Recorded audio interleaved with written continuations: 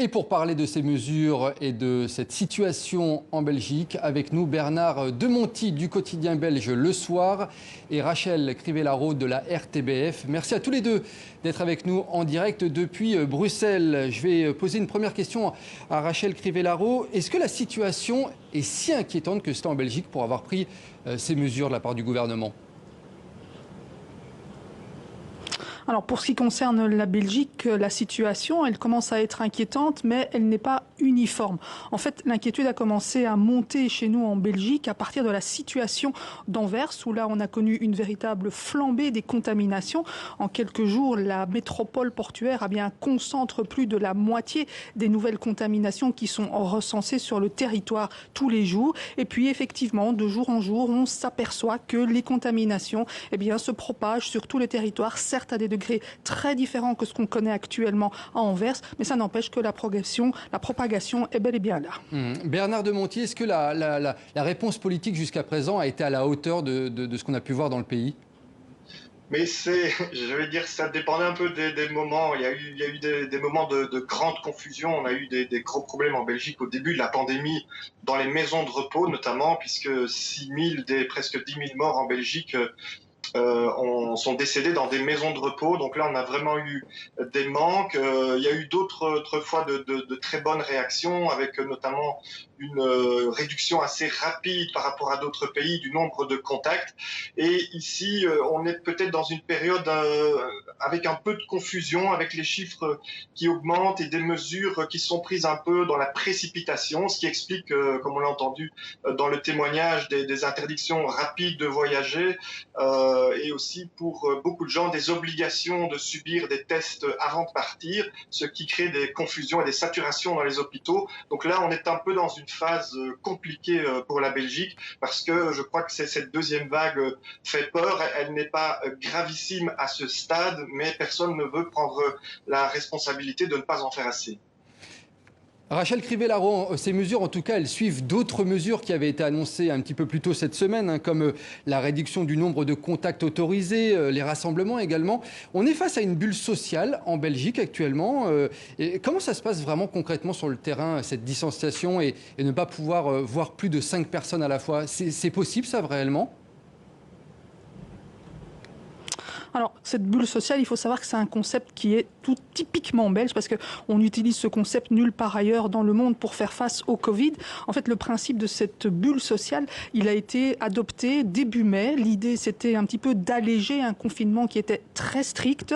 Et le principe, c'était de permettre à les familles de pouvoir élargir leurs contacts rapprochés. Donc, on avait commencé au mois de mai avec la possibilité de pouvoir, par chaque famille, avoir des contacts rapprochés avec 4 personnes pendant une semaine, et puis on renouvelait la semaine d'après. Alors au fur et à mesure, cette bulle sociale, elle s'est un petit peu élargie. On est passé à 5, puis on est passé à 10, puis on est passé à 15 contacts rapprochés autorisés par famille. Et puis il y a eu ce coup de froid, cette nouvelle augmentation des contaminations, et des experts qui ont recommandé que l'on referme, que l'on diminue cette bulle sociale. Et tout d'un coup, on est passé de 15 à 5 contacts rapprochés, 5 contacts par foyer. Et ce coup-ci, il n'y a pas de renouvellement par semaine. Cette cellule sociale, elle sera en vigueur jusqu'à la fin du mois. Autrement dit, pour faire court, une famille de 4 personnes pourra voir 5 personnes, toujours les mêmes, jusqu'à la fin du mois. Alors vous me demandiez si c'est efficace.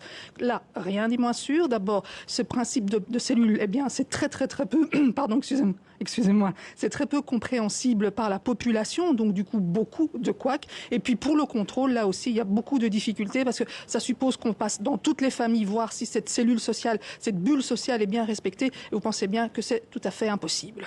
Bernard Demonty, je me retourne vers vous. On parlait à l'instant de la ville d'Anvers, la ville d'Anvers qui a remis en place un couvre-feu de 23h30 à 6h. C'est un exemple un peu particulier.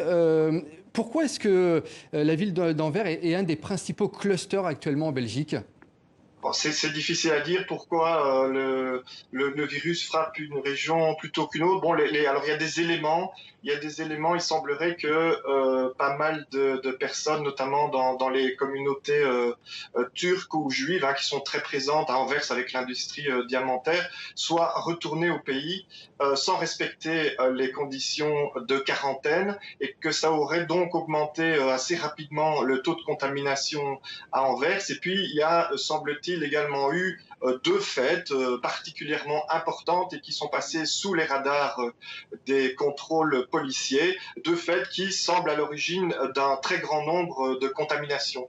Et il semblerait aussi que Anvers a mis un peu de temps à réagir, à prendre des mesures drastiques, et que pour toutes ces raisons-là, on a eu ici un cluster important.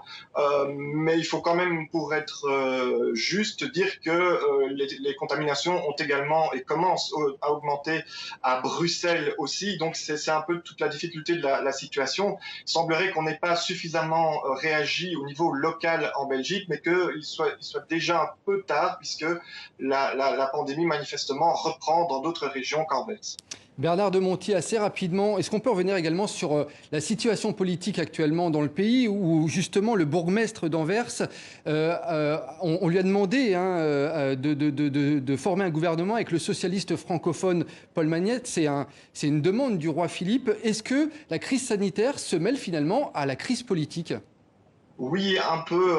Bon, alors heureusement, les questions sanitaires sont gérées en Belgique en faisant un peu fi des divergences d'opinion, mais on a quand même eu récemment un épisode assez compliqué où on a vu Bart De Wever, donc c'est le bourgmestre d'Anvers, donc la ville la plus touchée, qui doit former un gouvernement, qui a, semble-t-il, qui n'a pas osé prendre des mesures drastiques parce qu'il avait peur de perdre un électorat, et ça a créé des tensions chez ses adversaires politiques, tensions qui se sont également répercutées sur les discussions gouvernementales. Donc c'est compliqué pour l'instant en Belgique, puisqu'on essaye depuis le 26 mai 2019 de former un gouvernement, et il y a des tensions entre partis politiques, et ce sont donc des tensions qui parfois rendent la réaction contre le Covid compliquée, puisqu'il y a des divergences de vues qui ne sont pas du tout liées à la crise sanitaire.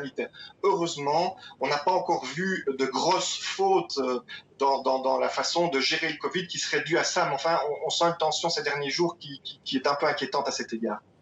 Merci en tout cas d'avoir été en direct avec nous, Bernard Demonty du quotidien belge Le Soir, et Rachel Crivellaro de la RTBF. Merci à tous les deux pour vos éclairages. Merci.